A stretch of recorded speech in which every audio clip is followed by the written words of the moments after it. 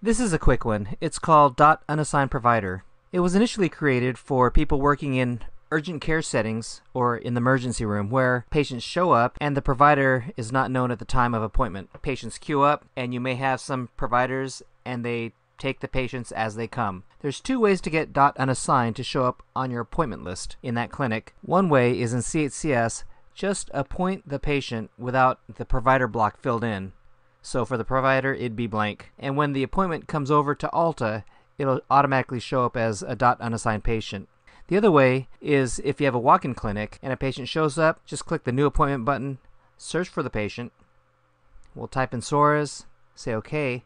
Up in the top corner where it says Provider, there's a Dot Unassigned Provider. Select that, and that patient will show up on the list as a Dot Unassigned. Now, another thing we did in the workflow, which only applies to people with signing rights, is if you double-click on this patient to open the chart, you'll get a box that asks you if you want to make yourself the primary provider for this appointment, either yes or no. The old way to do it was to do a transfer to yourself, find yourself, and hit OK. Now you could just double-click, the box will pop up, we say yes, then the system will automatically transfer that patient to you, and you could sign the encounter.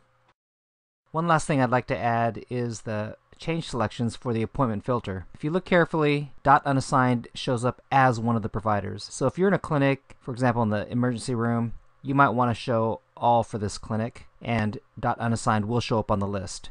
If you just like to see yourself, then you will not see Dot Unassigned. And if you say selected providers, you could select yourself and the unassigned provider, and then set them as your default.